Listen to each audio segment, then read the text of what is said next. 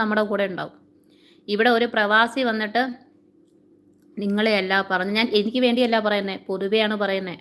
ഞാൻ എന്നെ ഒരാളെ വെച്ചിട്ടല്ല പറയുന്നത് കേട്ടോ. ഇവിടെ ഒരാൾ, ഒരു സ്ത്രീയോ ആകട്ടെ പുരുഷനാകട്ടെ, അല്ലെങ്കിൽ ഒരു അച്ഛനാകട്ടെ ഒരു അമ്മയാകട്ടെ, അല്ലെങ്കിൽ ഒരു ആങ്ങളെയാകട്ടെ ഒരു പെങ്ങളാവട്ടെ, അല്ലെങ്കിൽ ഒരു മകളാവട്ടെ, പ്രവാസിയായി കഴിയുമ്പോഴത്തേക്കും നാട്ടിൽ മറ്റുള്ളവരുടെ കണ്ണിൽ നാട്ടിൽ മാസാമാസം അയക്കുന്ന ലക്ഷങ്ങളുടെ കണക്കേ അറിയാൻ പറ്റത്തുള്ളൂ. പക്ഷേ ആ കൊച്ചനുഭവിക്കുന്ന ബുദ്ധിമുട്ട് അവരുടെ ഉള്ളവർക്ക്, അവരുടെ മാതാപിതാക്കൾ, പ്രത്യേകിച്ച് അപ്പനും അമ്മയ്ക്കോ കൂടുതലും അത് കണക്ട് ചെയ്യാൻ പറ്റത്തുള്ളൂ. പിന്നെ ജീവിത പങ്കാളി, മക്കൾ.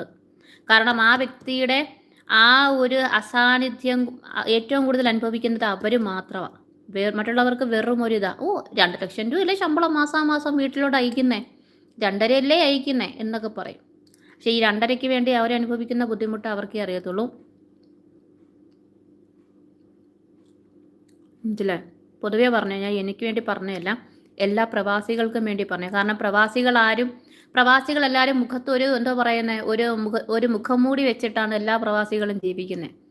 2 വർഷം അല്ലെങ്കിൽ 1.5 വർഷം അല്ലെങ്കിൽ 1 വർഷം കൂടി നാട്ടിൽ പോകുമ്പോഴത്തേക്ക് പെർഫ്യൂമും അടിച്ച് അത്തറും അടിച്ച് പോകുന്നൊരു പ്രവാസി എല്ലാവർക്കും അറിയത്തുള്ളൂ. പക്ഷേ ഒരു വെയിൽ കിടന്ന് കഷ്ടപ്പെടുന്നൊരു പ്രവാസിയെ അധികം ആർക്കും അറിയത്തില്ല, അല്ലെങ്കിൽ അധികം ആരെയും അറിയിക്കത്തില്ല. അതാണ് യഥാർത്ഥ സത്യം. അതാണ്. അത്തറും അടിച്ച് പെർഫ്യൂമും അടിച്ച് ഓരോ വീട് തോറും കയറി ഇറങ്ങുമ്പോഴത്തേക്കും അവർ